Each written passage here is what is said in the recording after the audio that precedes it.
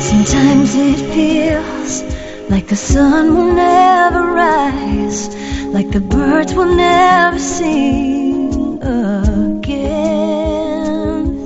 Believe in a power greater than what you are going through. When you don't know what to do, keep breathing. That's right. When you don't know what to do, just keep breathing. From beautiful Huntington Beach, California, on the HealthyLife.net radio network, heard in all 50 states and 135 countries, all positive talk radio all the time. Welcome, all my caregivers, to the Caregiver Dave radio show. We are here at caregiverdave.com, and we also come to you live and on demand 24/7 on numerous syndicated radio and podcast networks on 26 global audio and video platforms.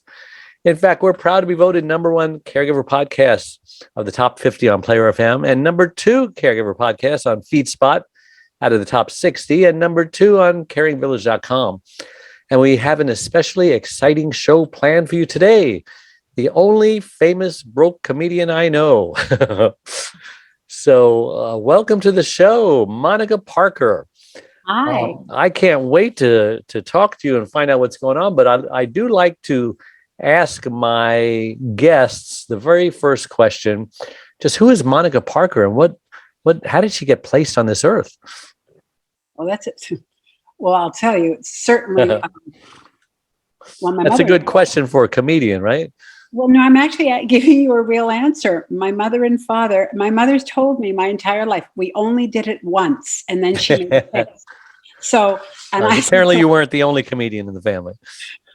She wasn't a comedian at all, but her seriousness made her funny. Yeah, the straight man. So your brand, everyone wants us to change. Talk about your brand and how you came up with what you do and who you are, and how were you always funny? Were you the class clown? Nope. I mean, when did this start? I think it evolved over time. I mean, I was funny. Well, okay, so first my brand. You asked 3 questions. Yes, I did. I have the habit of doing that. That's okay. I can parse this. So my brand is everyone wants us to change. I want us to make the most of what we are, who we are. And that came to me because I say, and I have had a one-woman show called Sex Pies and a Few White Lies. And the opening line was, when I was born, I weighed 6.5 pounds. 1 hour later, I weighed 62 pounds. I have no idea what was in that. No. So from the time I can remember, funny. People wanted me to be, everyone in my family wanted me to be thin. And it wasn't genetically in the cards. So I struggled with body weight, and the more they pushed, and I was brought to diet doctors at the age of 12, put on black and white bennies, Benzedrine. Yeah. I mean, it was always mixed messages. No, you got to finish your plate, and then underneath it, there'd be a little cut out of a diet. So I grew up not ever feeling that I was good enough because I was made to feel that way, and then one day that bolt of lightning hit and I went, excuse me, I'm going to be exactly who I'm intended to be. I've done every diet that there is known to mankind. They all work for 15 minutes. So how old were you when you came to this realization? Oh, well, probably in my 20s. I had an exercise show on television. You did? I did. I'm very flexible. And I wore a leotard, and a fat girl in a leotard was really a desirable commodity on cable TV. Sure. And Gilda Radner, who was my dear friend, she thought she was fat, and I didn't think I was. So it's Dan Aykroyd was my voiceover guy. At Christmas time, I decorated the tree with chicken legs and donuts, things that hung. But the show also was amazing, speaking of caregiving, because I invited guests on the show who specialties from psychiatrists to doctors to talk about fat and to talk about body image. And I got a lot of press, a lot of warmth, a lot of love. And for the first time, my family went, oh, maybe she is okay just the way she is. So and truly, I mean, I stopped doing this diet dance a long time ago. I'm pretty stable, pretty stable, and I'm not particularly heavy, and I'm not particularly thin. I'm just me. Well, that sounds like you've reached balance, whatever balance means. Accept yourself as you are. So you talk about our response to dark, negative, or unfortunate circumstances define us. What does that look like? Because I know that I do a lot of coaching of reprogramming the subconscious, because it has permanently recorded everything that's ever happened to us from the womb. All those comments like, "Oh God, she's ugly. She'll never find a husband." Well, guess what? Your subconscious keeps playing that back to you in your 20s, 30s, 40s, 50s, and it's what keeps self-sabotaging us. So it's intriguing when you say, the dark, negative, unfortunate circumstances that defines us. It sounds like the subconscious. What's your take on that? I think I think it's a part of, when you say it's programming, it's true, but I also think that programming can be broken. Of course. So that's why we reprogram the subconscious. Yes. So I didn't have a therapist to do this. I am a very fortunate human being. I am an optimistic person. I'm very pragmatic. I see things for what they are, and if I don't like them, I try to figure out how to change them.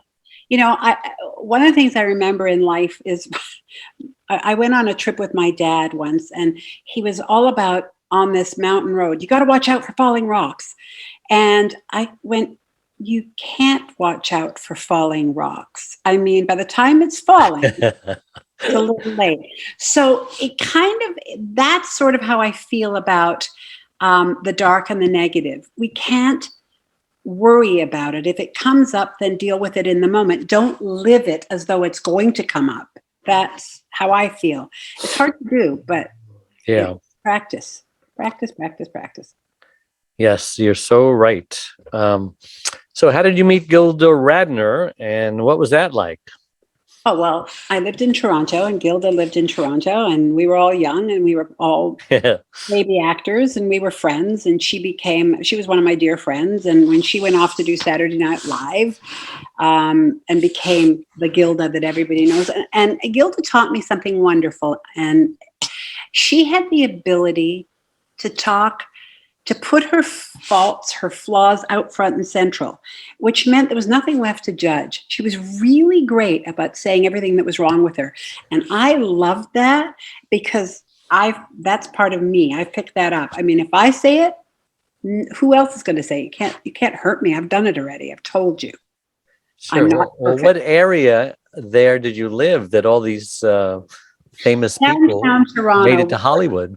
No, downtown Toronto, where starving actors lived in the normal kind of communal and by the way, this is a long time ago, and things were cheap, and you lived with your friends, and it was cool, and it all worked out. And how did we all come to Hollywood? Toronto was an outpost where people scout. That's true. I did my one and only stand-up ever. I had a TV series, and one of the things I was asked to do was to go and do a stand-up, which I had never done and was terrified of. Had the biggest fight with my then boyfriend, who became my husband. He actually wanted to throw me out of the car because I was so tense that I was taking it out on him. And when I got to this club, and all these comics are notoriously nuts. My first job in LA was writing Evening at the Improv. They're all neurotic, they're all dark, and they turn it into comedy. That's not me. So I was walking backstage, and these comics were saying, "What are you doing here? You're a TV person. Like, you shouldn't be here." And this one comic, talk about support, huh? Yeah, really. This wonderful guy, a comic, put his hands on my shoulders. He didn't know me. And he said, "Don't listen to them. He said, just go do what you have to do, and you'll be fine. But don't let them get in your head." And so I went up on stage. It was a packed house because it was being filmed. I don't remember much of anything. The only thing I remember is I did do Sex Around the World, and how in every country it was different. The British, I remember doing this. So true. So when I was finished, there were two guys in the audience who called me down and said, We want to talk to you about coming to LA. This is long before that show Punked was. And I thought, Yeah. this is not real. And apparently it was real. They brought me to Los Angeles. My first job in LA was writing the Helen Reddy special. I had no idea what I Wow. was doing. And then I just kept working. I've never understood it. Oh, by the way, I've had lots of periods of time where I haven't been working. Being an actor means this. Yes. Peace, famine, etc. Yes. And many people have said I'm funny all of my life, but I was tempted to do some stand-up. A couple of times I tried, but the place was closed, or I was late. I had to be somewhere else, because they have talent night or something like that. Awful thing to do. Yes. Yes. So I got my wish. It's on my bucket list. And finally, I was speaking at the Harvard Club of Boston, and they told me, listen, instead of speaking, you have the option of just telling a couple of jokes if you want. And I said, oh my God, this is the opportunity I've been looking for. I went on the internet and I looked for funny jokes that made me actually laugh out loud and not just smile. And I found some. I weaved it into a story that I had, and I did 4 minutes. It would have been 5, but I would have missed the Staten Island ferry if I kept going. And so I did it, and everybody laughed, and I've got it on video, and that's my claim to fame. And I might do it again. Who knows?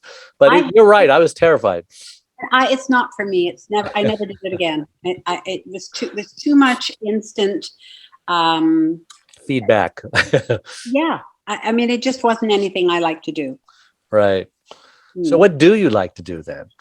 I love writing. Writing jokes? No. Writing books, writing movies, writing. Tell us about your book, Getting Wasted. Sounds like a great title. WAISTED. Oh, Wasted. Yes, I missed that. A guide to being fat in a world that loves thin. Yes, amen to that. Well, it's a bestseller. Did it sell? It sold. Oh my God, it sold. It sold Good. lots. It did amazingly well. It was the first book I ever wrote, but it was based on, I did a one-woman show. As I said, Sex, Pies, and a Few White Lies, which became very successful, and I toured it. And somebody said, you should write a book. And I went, well, okay, I've never written a book. So I asked some friends of mine who were writers, and I said, how do you write a book proposal? And they told me. And so I spent writing a book proposal is way worse than writing a book, because you have to tick all the boxes. But I got an agent immediately. Wow. I got a book deal immediately. Look I don't at you. I don't think that happens all the time. No. And then I don't. And it was sort of a miracle. And I got a lot of PR. And how the first person to hire me after I did my one-woman show was a psychiatric organization Oh my. who wanted me to come and talk about that subject to 200 therapists. Which subject? About being fat. And so I told them to pull their chairs up closer, and they could all at one point or another tell me their thoughts on what my problems were. And this it got me a lot of speaking gigs. So that's what that's what I do also. I like to talk. You like to talk. Are you from Brooklyn? No, you're from Toronto. I'm from Glasgow, Scotland. Oh, okay. I don't even hear that. No, you so don't. So your first book was so great. You got a second book, and tell us about the second book. The second book was called How Children See God. I don't know if you know about that one. No. And it's actually look, I have a show and tell item. Oh, good.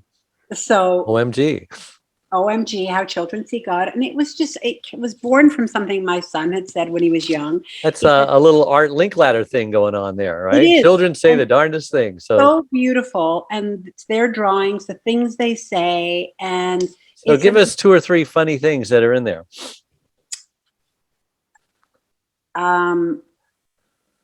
When God gets mad, he lets out the thunder and throws lightning around. They're really beautiful. The drawings are so imaginative and so great. I'm just trying to see. One kid drew, I don't know if I can find the picture fast enough, but I'll try. Here. Well, here's one of the... God has giant ears, and he can hear everything we're saying. Of course. There's one that I particularly love where I would like to find it, but what a great idea! It's a lovely. You are so creative. I guess. Yes. I guess. Anyway, I can't. It'll take me too long to find it. But you know how God has the shiny, Yeah. well, The halo. The halo. the child said God wears a dinner plate behind his head and a ring. But they're beautiful. They're about the things that they feel about God. One child told me that God is in her lunchbox to help her get to school safely. I mean, there's some very touching. I interviewed a lot of kids, and it was primarily from 4 through 8 or 9 before they became, slightly. You know how we're going to have world peace? It's going to be through children. I had a guy working for me, and he was doing this screenplay, and he was working at my gas station in Hollywood, which is what, everyone's unemployed. They work at a gas station or a taxi. And he had this story about how we get invaded by aliens, and they take all our children, and they won't give them back until we stop killing each other, stop war and stuff like that. A great storyline. I don't know whatever happened to it. That's a very years and years ago. I think that's a great idea. Take the kids and hold them for ransom until we grow up. Yeah, there you go. Really. Yeah. So then I had a third book, which is why stop? Why stop? The third book, Oops, I Forgot to Save Money, and I'm Not Alone. Was really the story of it's not that I'm a broke actress, it's that I was an unconscious human. I don't care particularly about money, which I suppose is not smart. Most artistic people don't. That's why they're broke. They don't. So yeah, I mean, if there were 2 doors, one that said money and one that said joy, I'd go through the door. But I mean, this story is, and I interviewed honestly about 100 women. And specifically, I dealt with women because I don't understand you, very lovely men, but I like you. But hey, we don't understand us either, don't we? We've tried. We've given up. But women I get, and they're my constituency. And so I really wanted to understand this. And what I discovered, money is not about money. Money is about a lot of things. It's really about, it's emotional. It has, it's security, it's fear, it's shame, it's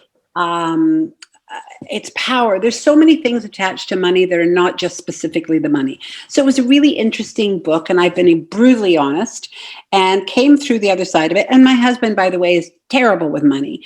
And I said, one of us has to grow up, so it's going to be me. And he's an artist too. So 2 artists together.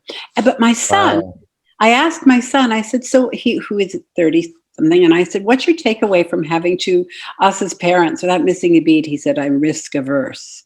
So he's a very successful software engineer who doesn't take money lightly. Wow. Yeah, that's what you get. That's what you get. That's what you get. Mm-hmm. So did your third book just come out recently? It just came out. It came out in the fall. Oh, and how's it doing? It's doing well? Yeah, I think it's doing pretty well. Apparently a bank wants to sponsor me. No way. The irony of my life. Well, it's a book that speaks to people, and because it's not something that people talk about honestly, and I wanted to bring that out into the open, and let's talk about it. Let's stop hiding. So is it written for people who are, maybe creative people who like to have fun, and their checking account is always overdrawn. They never balance their checkbook. Those kind of people? Well, there's a lot of that in there because I was one of those people. I had the drawer of denial where I shoved all my bills. And you're not anymore? No. So you recovered? No. Well, I had the most serious thing that can happen to you happen. I went bankrupt, which was humiliating and awful. And I didn't tell anyone. And now I blast it from the rooftops because it changed me. It changed the way I live. It made me honest. It made me pragmatic. It made me stop. You stopped laughing. I just stopped. No, I didn't stop laughing. What I did was I started to recognize that I did a lot of impulse spending. I bought, and it wasn't on stupid things. I mean, I like pretty things. So I spent money on. So does my wife. I'm so sorry. She's an emotional overspender. A lot of women are. Some are emotional overeaters. Yeah. Well, when I stopped always eating, I started spending. I mean, addiction is addiction. Yes. And I mean, so I actually worked really, really hard. The bankruptcy changed me. It absolutely made me face things. I grew up quickly, and I have So been. you became serious as opposed to stop laughing. You never stopped laughing. Is I that never me? stopped laughing. That's Sorry. not me.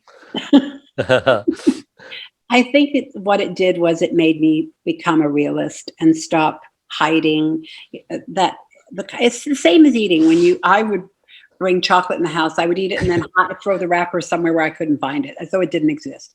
Money was the same for me. So now I'm very conscious. I know where it is. I don't owe anybody a dime. I would hate to owe money. I know. Yeah. 2008, I lost everything as well, and I don't owe anybody anything. It's a great it is. call to awakening. Anyway, the book is nobody else is like that. I mean, it's like we're alone. Not even the government. But what I know is that the book it's funny. It has other people's stories in it. It's also painful. It's a real ride, which is sort of how I write. Well, that's good. You should never stop laughing, because when we stop laughing, we start crying, and we don't want to do that. But this has given you like a whole bunch of new material, right? You probably do a whole stand-up set on money and oops, I forgot to say money. Now look at me, or stuff like that. Prefer to do it this way, in conversation, not stand-up. It's more interesting, I think. Listen, we're going to take a break. We're a little over. I'm so engulfed in the interview, I forgot to take a break. So we will be right back. Don't go away.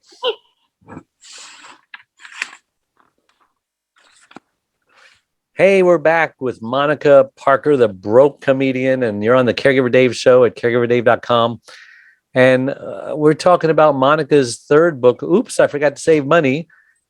Gosh, it's so relatable. Who doesn't need help, right? Especially in this day and age where inflation is back, right? Remember the 70s? Were you alive in the 70s? I'm alive in the 70s. 20% inflation. It's back. It's back. And all you have to do is go into a grocery store to have sticker shock and have a small. It's terrible. What are we going to do? It's awful. Monica. What are we going to do? I don't know. I mean, there's the conundrum. You have to eat healthfully. But fruit and vegetables and all the real good stuff is expensive. So what are people supposed to do? This is not easy. I don't think this is an easy time for people. And money causes a lot of stress and unhappiness. And here you are, come around making people laugh about money. Can they really forget their problems for a moment and laugh about money? I think they can laugh, but I think they can also identify. And I think when you can identify and find out you're not alone, when you're not alone in something, there's something comforting about that, I would hope. That's my intent. And you're not broke anymore. So you're not only like making fun of it and making them laugh. If they're smart, they'll listen to you and maybe they'll be like you and get out of the mess they're in. Yes? I'd say that it's not, I mean, it isn't a roadmap. It's more of a flashlight to show you I like that. What you can do. I mean, everybody has to create their own roadmaps in life, but this definitely illuminates the problems and illuminates the bad habits. And for that, it's worth going on Amazon.com and buying my book. All right. And again, it's Oops, I Forgot to Save Money. Are we still selling your other books too? Why not, huh? Oh, yeah, we sell everything. OMG, How Children See God. OMG. And Getting Wasted, WAISTED, A Guide to Being Fat in a World That Loves Thin. Are you thinking already about book number 4? I am, but it's going to be a novel. A novel. Fiction? Fiction. Oh, yeah. You can really tell the truth in fiction, can't you? I actually seem to be able to tell the truth. I like telling the truth. It's so unburdensome.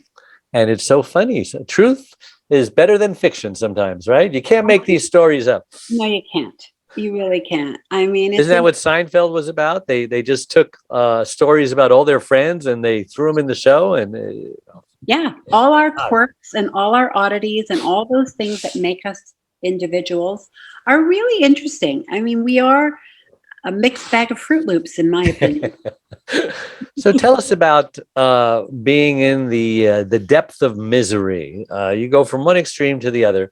What is that, in your opinion, since it's your words? The depth of misery, boy. I think not being heard, not being seen for Being canceled. well, being canceled. I think this whole new wave of being canceled is a terrible, terrible, awful. Amen to that. It's just wrong. So I think our own shame is what our misery is about, and having to step into the light again and believe that you're good enough and that you are enough takes a little work, but we are enough. I mean, we're here. So if you're going to be here, you deserve to find that little podium that's yours.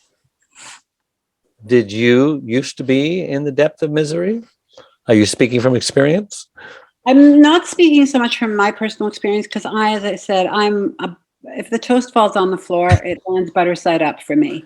I am not that person, but I live with my husband. Suffers from depression on occasion, Really?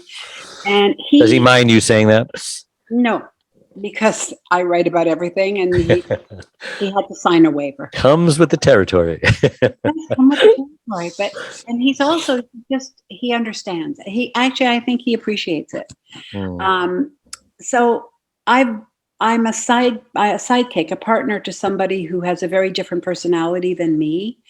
I mean, when he's good, he's great, but when he has that black dog thing, I'm the one who doesn't understand it at first because I don't recognize what it is. It's not internal for me.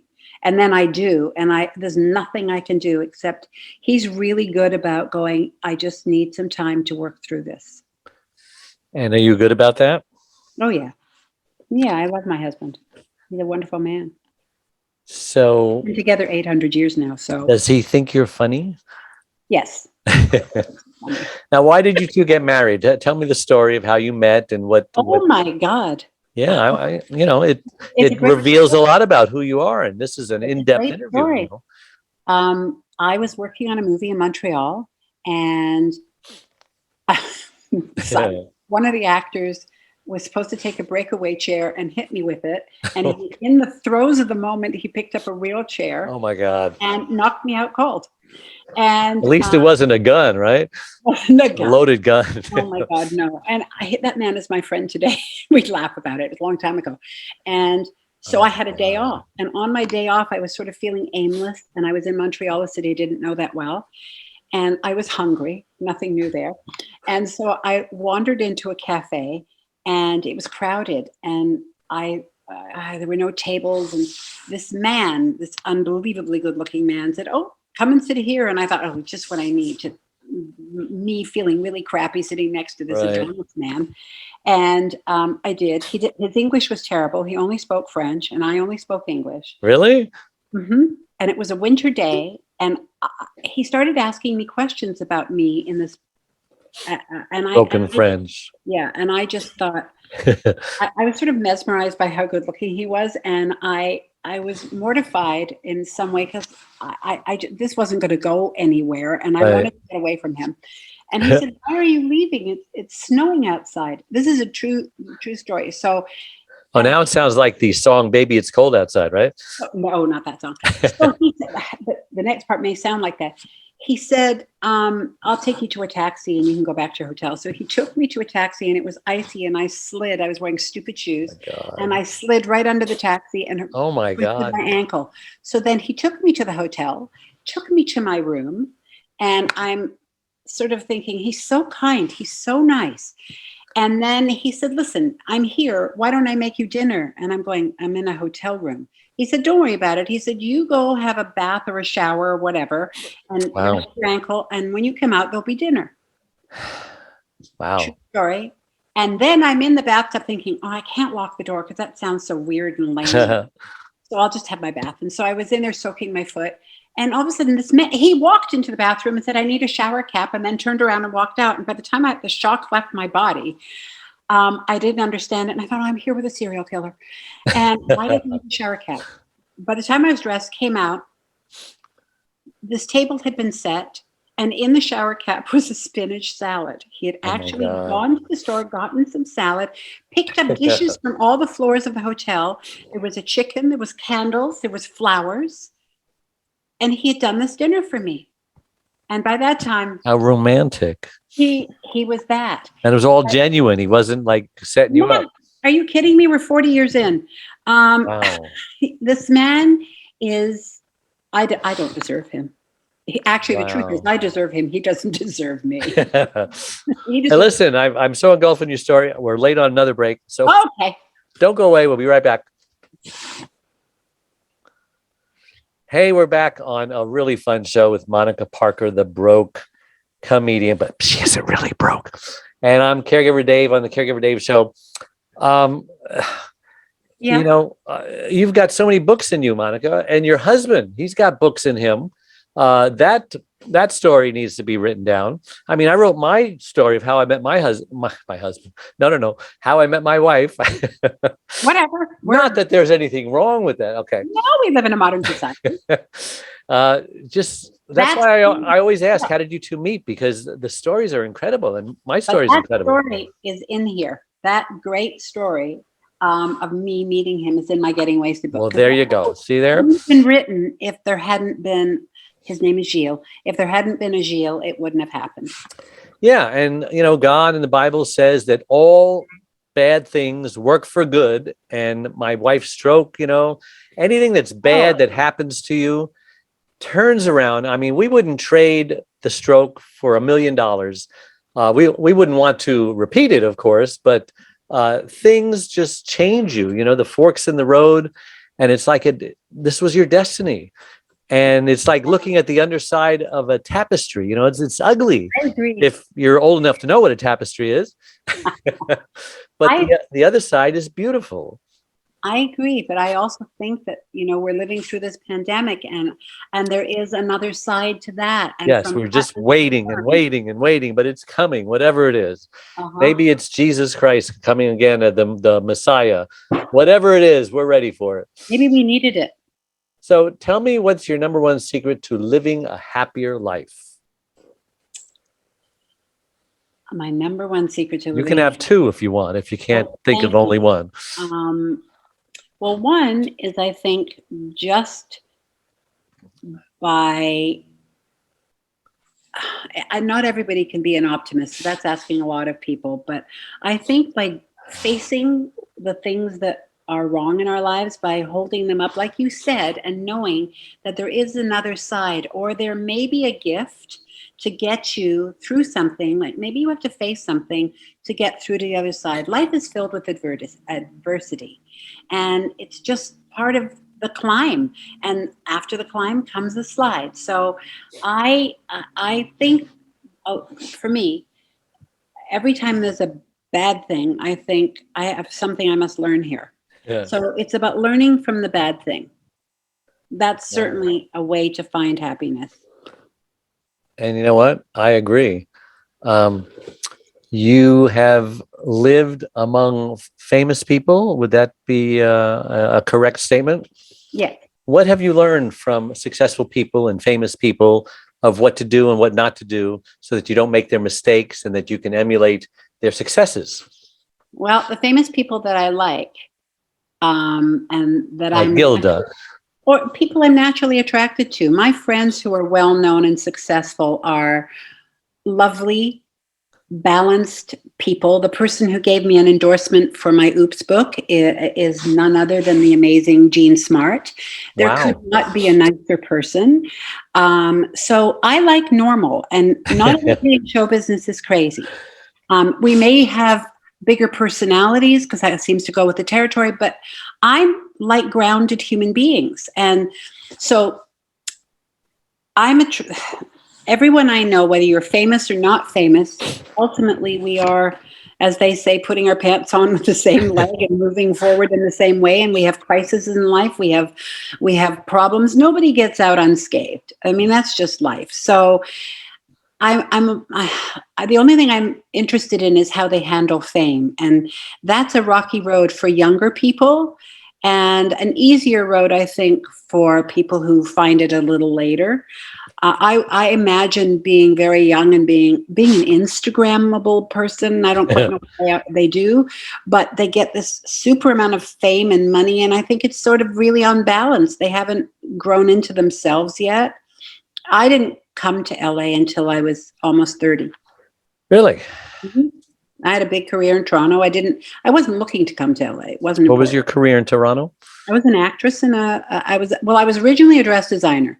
I started out as a dress designer. I've always done something that was in the arts in some way. My mother was a very successful couturier, dressmaker, fancy word. But she had a fancy shop. And I, from a very young age, could draw and had an opinion. I've always had an opinion.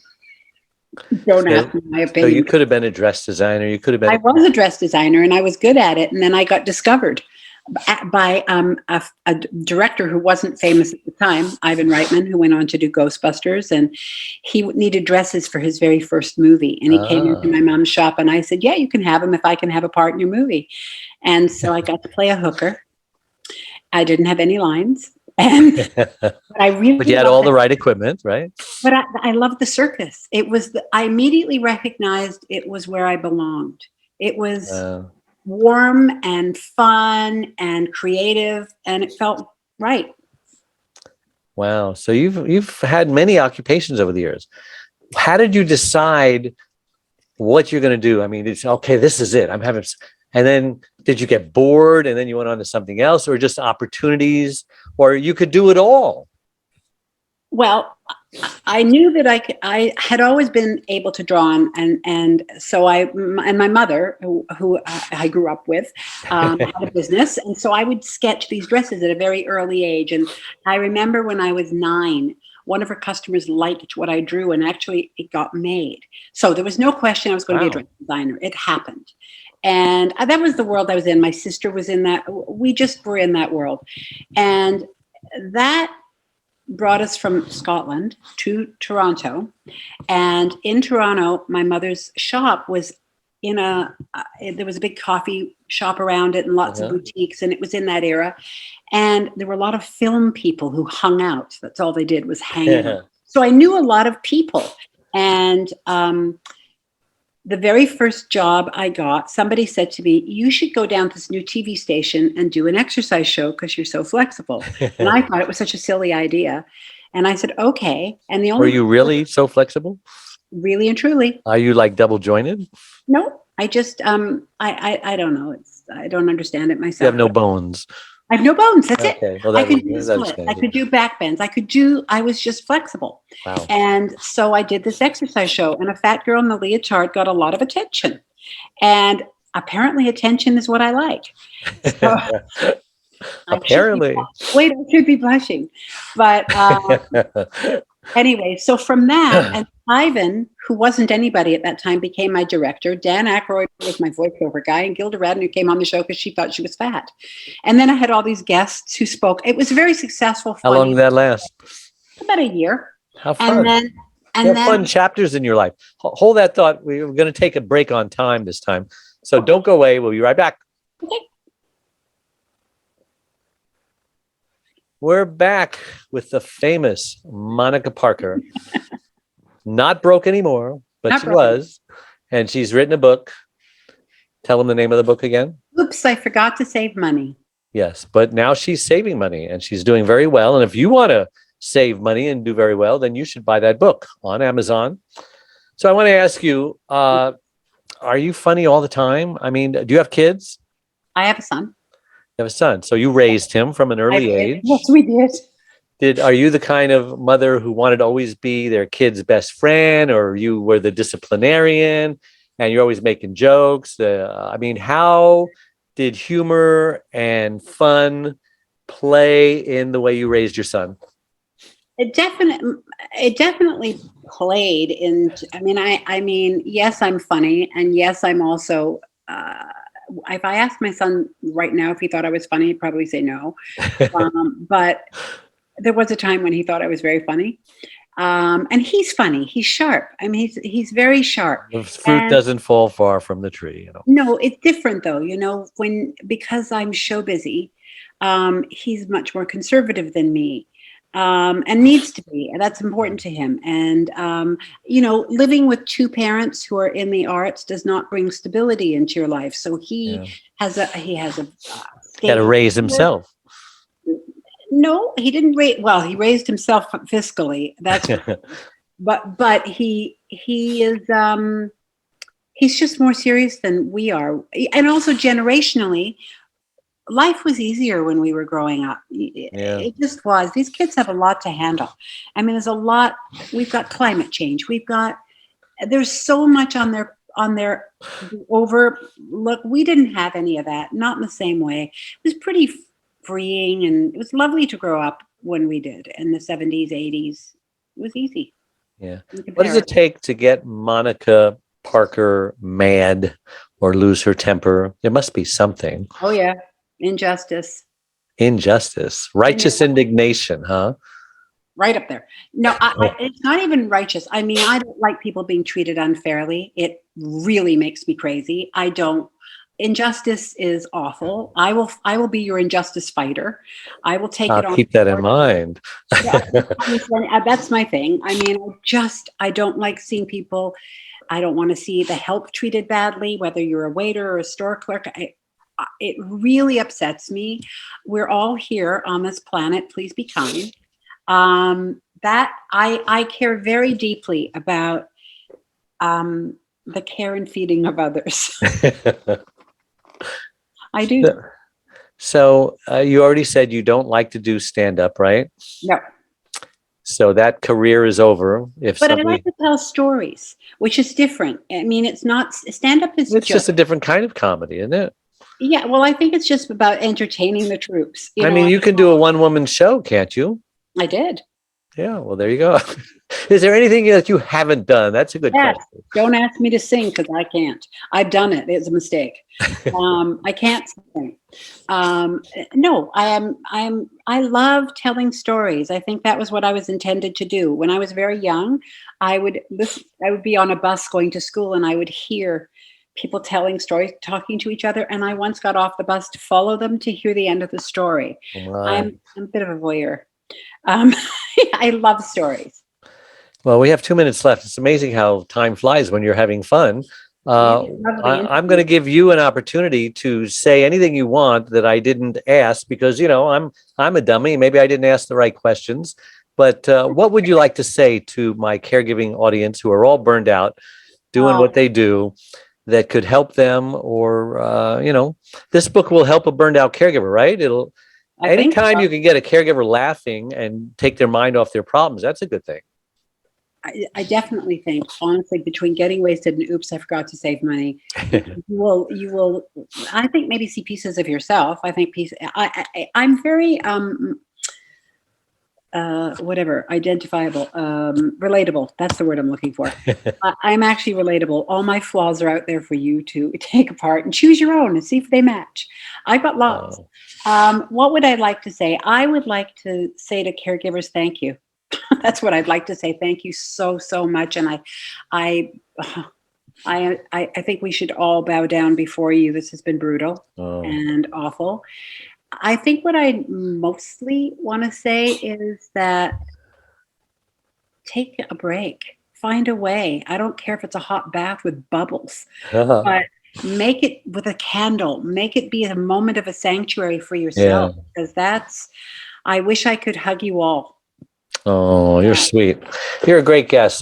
Best guest I've ever had on in recent memory. Wow. I just want to say, do you worry that one day you may need to be someone's caregiver, maybe your parents or so, or that someone, maybe your son, will have to be your caregiver one day? I mean, does that come into your mind? Have you thought about getting long-term care insurance to protect them from that or whatever? I interestingly, only recently we did our wills, which was like one of those life things that you go, oh living trust, I hope. It was actually fun to do in a weird way. I thought it was a fun thing to try and. Of course you did. Well, it was. And then, you know, my sister, I had a half sister who just died. She was going to be 96. Oh, my. Earlier marriage. You had a half sister who's 96? One of my mother's many marital mistakes. But my sister had become my mother for many. My mother died when I was 30. So wow. But my sister was the most remarkable woman ever. She was a force of nature who lived life on her own terms. She was a war survivor. And when she got lung cancer, and she said, well, something has to kill me. And we stayed with her to take care of her when she was on oxygen. And she was only really ill for about 4 months.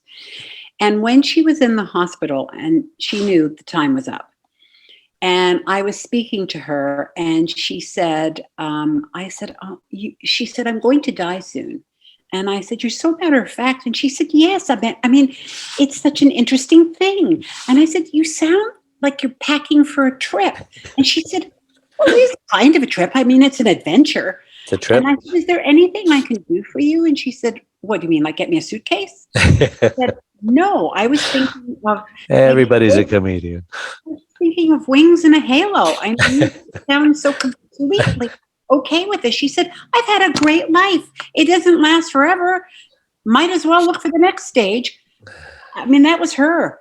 And she said, if you see a blue butterfly, it's me. Wow. Okay. Dave the Caregiver. This is a must listen to, must watch show. It is emotionally enlightening, uplifting. I feel better from having been a guest, but having listened and watched Dave, he is the greatest, warmest interviewer, and I think fun in a subject that it needs a little levity. And there's a lot of love coming from him to caregivers. So go, Dave, go. Thank you very much. You're a lovely interviewer. You're so responsive. It's fun to play with you. I'm a lovely interviewer. You know, no one has ever... They said I'm a good interviewer. I'm a great interviewer. I'm whatever. But then you are the first person who said that I'm a lovely interviewer. You're very warm. You're very responsive, and you're kind of adorable. Oh, that's what my mother says. That I'm adorable. Again, thank you. A reminder to all my guests that all our live shows become recorded pod and video casts on all the platforms that I mentioned before. And don't forget to check out my membership website, caregiverdave.com. It's a free membership support community with lots of tools and resources, free gifts. Please check the like button below on whatever platform you're watching it on, or follow us, because it helps Google improve the algorithms, which will help caregivers. So again, all my listeners, thank you so much. May God richly bless you all. Bye-bye. Sometimes it feels like the sun will never rise, like the birds will never sing again.